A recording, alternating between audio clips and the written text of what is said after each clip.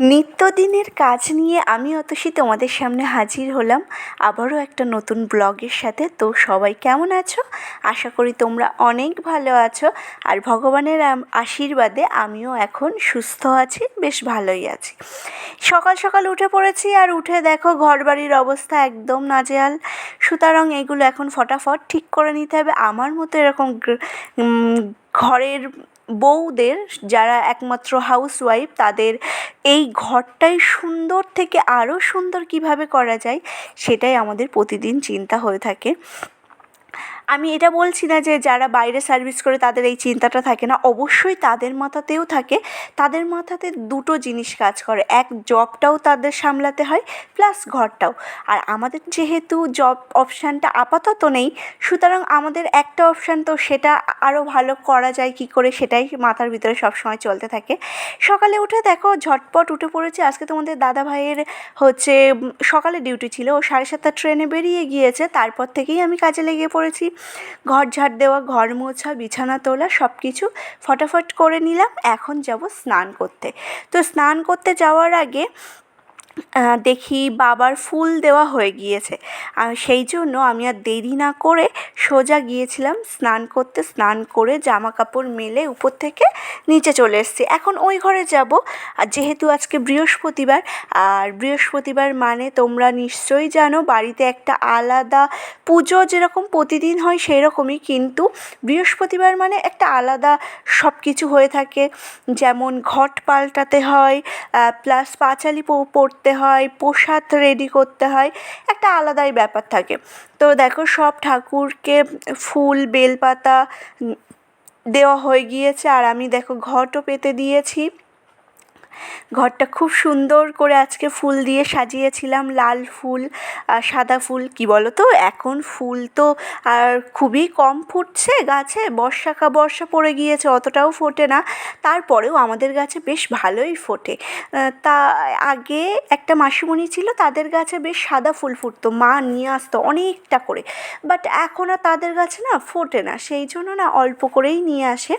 আর এই যে দেখো এই 3 রকম যেটা বাড়িতে ছিল, এটা দিয়েই আজকে ভোগটা দেব। রম্ভাবতী জগদত্তে কয়, নারী হয়ে বলো নাথ কে বাণিজ্যে যায়, আমারে ছাড়িয়া যদি থাকিতে না পারো, চম্পকের মালা দিব তুমি গলে পড়ো, যতদিন মালা মোর শুষ্ক না হইবে, ততদিন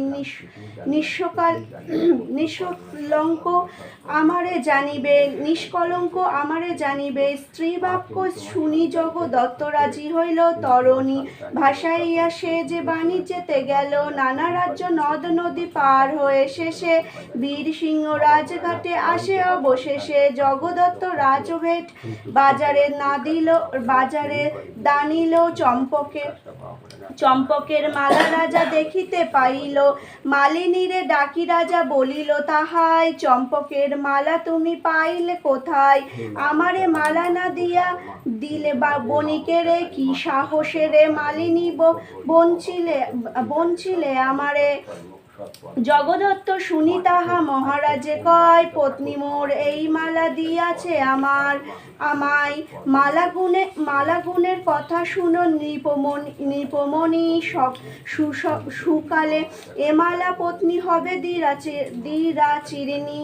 তাহা শুনি নিপবর কৌতূহলী হয়, দেখিব কেমন সতী করিল নিশ্চয়, মণিমুক্তা দিয়ে রাজা কোটালে পাঠালো, জগদত্ত দেশে আসি কোটালে পৌঁছালো, কোটাল আশ্রয় নিল মালিনীর ঘরে, গোপনে সকল কথা বলে মালিনীরে, অর্থলোভে সে মালিনী রম্ভা পাশে যায়, গিয়া তাহা কোটালের নানা গুণ পায়, রম্ভাবতী শুনি সব হাসিতে হাসিতে, মালিনীরে বলে লয়ে আসিবে রাত্রিতে, শুনিয়া কোটাল খুশি রাত্রিকালে গেল, ভৃতের প্রহারে তবে কোটাল পালালো, কোটাল রাজ্যেতে আসি বলে মহারাজে, শুনি রাজা উপস্থিত হইলেন নিজে, মালিনীরে বলে রাজা দিয়া বহুধন, জগদত্ত পত্নী সনে করায় মিলন, অর্থলোভে সে মালিনী বলিল রম্ভারে, রম্ভা বলে রাত্রিকালে আনিও রাজারে। অর্ধরাত্রে গিয়া রাজা পালঙ্কে বসিল, রন্ধন করিয়া রম্ভা আহারে বসিল। রম্ভাবতী পাতে রাজা আহার বসিল, তৃপ্তি সহকারে রাজা আহার করিল।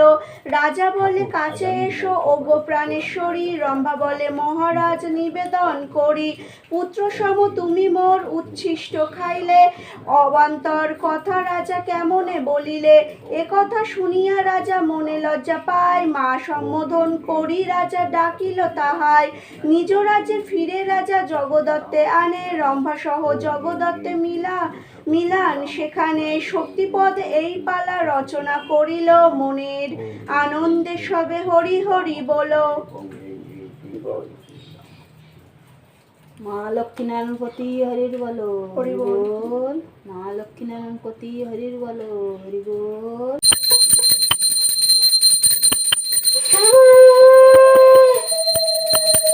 তো আমার পাঁচালি পড়া হয়ে গিয়েছে, এখন বাবা আরতি করছে। মানে পুজোর সবার শেষে এই আরতিটা আমি বরাবরই বলি, যেটা মনোমুগ্ধকর একটা পরিবেশ সৃষ্টি করে আর প্রতিটা মানুষের মধ্যে একটা আলাদা এনার্জি এনে দেয় এই আরতি। তো দেখো মা পরে আবার বাতাসা এনে দিয়েছিল, মা বলল যে বাতাসা ছাড়া ইনকমপ্লিট বিষয়টা হয়ে থাকে প্রসাদ জিনিসটা। তো এটাই আমি বাটাই করে বেশ ফুল দিয়ে তুলসী পাতা দিয়ে সাজিয়ে দিয়েছিলাম। আর সব শেষে দেখো মোমবাতি শেষ হয়ে গিয়েছে। আমি যখন ভিডিও করছিলাম অনেকটা সময় লাগে তো পুজো দিতে, ধরো এতগুলো ঠাকুর সবাইকে ভালো করে পরিষ্কার জল দিয়ে মুছে, তাদের আবার শুকনো কাপড় দিয়ে মুছে অনেকটা একটা সময় লাগে। আর আমাদের হচ্ছে বাবারা যেখান থেকে দীক্ষা নিয়েছে তো সেখানে চিনি ভোগ হচ্ছে প্রধান ভোগ, সেই জন্য চিনি ভোগটা আমরা স্কিপ করি না। যে কোনো পুজো করলেও আমরা চিনি ভোগটা প্রথমে দেই, তারপরে আর যা যা ভোগ দেই সেটা আলাদা বাটায় দেই, না হয় ওই একই বাটাতেই দেই, তবে প্রথমে চিনি ভোগটা আমাদের দিতে হয়। এখানে দেখো আমি সকালবেলা আমার ডক্টর বলে দিয়েছে যে জল আর মুড়ি খেতে, একটু গুড় দিয়ে, আখের গুড় দিয়ে। তো সেটাই আমি সকালবেলা বেশ পেট ভর্তি করে ব্রেকফাস্টে আমার ওটাই খেতে বলেছে। তো ওটাই আমি বেশ সুন্দর একদম পেট ভর্তি করে খেয়ে নিয়েছি। খেয়ে দিয়ে তারপরে মা প্রসাদ তুলেছে, সবাইকে প্রসাদ দিয়েছি আর আমিও একটু প্রসাদ খেলাম। বাবা আর মায়ের জন্য চা করে দিয়েছি। চা করে বাবা আর মা খেয়ে নিয়ে নেওয়ার পরে মা বলল যে তুমি একটু কেটে দাও, আমি রান্না বান্না সব করছি, তুমি কেটে একটু ধুয়ে দাও। তো দেখো আমি সব কিছু কেটে দিয়েছি, জানি না কী হবে রান্না, মা যা যা কাটতে বলেছে কেটে দিয়েছি। সবার প্রথমে পেঁপে কেটে দিয়েছি আর টমেটো কেটে দিয়েছি এইভাবে। তারপরে আম কেটে দিয়েছি, একটা কাঁচা আম ছিল সেটা কেটে দিয়েছি আর আলু কেটে দিয়েছি। যতদূর সম্ভব হচ্ছে আম দিয়ে একটা তরকারি হবে, যেটা আমার দিদা বানাতো, খুবই মারাত্মক সুন্দর লাগতো খেতে। আর দেখো বর্ষাকালে তো বৃষ্টি সেই হুটহাট চলে আসে, বলার সুযোগটুকু দেয় না যে জামা কাপড় আছে তুলে নিয়ে আসো, বা তুলে আনার সুযোগটুকু দেয় না যে বাইরে মেলা আছে শুকিয়ে গিয়েছে যাই তুলে নিয়ে আসি, এই সুযোগটুকু দেয় না। যখন মন করে তখন বৃষ্টি চলে আসে। আর আমি আর বাবা বসে বসে অনেক গল্প করছিলাম। কালকে ধামে গিয়েছিলাম, সেই ধামের গল্প, তারপরে ওখানকার মানুষজনের গল্প, ওখানে কি হয় না হয় সব কিছু গল্প করছিলাম। তারপরে গল্প করতে করতে আমি আর বাবা একটা করে কলা খেয়েছি, আমার শাশুড়ি মাকেও দিয়েছি। শাশুড়ি মা রান্না করছিল, আমার শাশুড়ি মা ওখানে খেয়েছে। তো দেখো তরকারি ওই যা ভেবেছি তাই, টমেটো, কাঁচা আম, আলু আর জ্যান্ত মাছ দিয়ে তরকারিটা সত্যি মারাত্মক টেস্টি হয়েছিল। আর ছিল পেঁপে ভাজা, এটা একদম নর্মাল, খুবই খুব বেশি মশলাপাতি কিছুই দেওয়া না, বাট খেতে অসাধারণ হয়েছিল খেতে।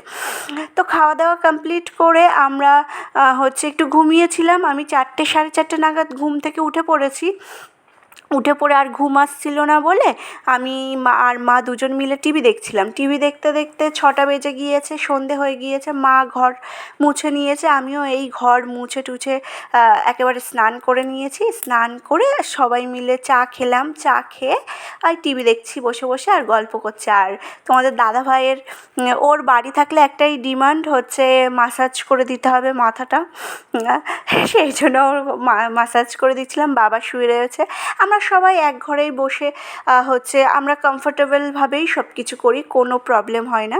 তো আজকের মতো তাহলে ভিডিও এই পর্যন্ত। সবাই ভালো থেকো, সুস্থ থেকো, টাটা।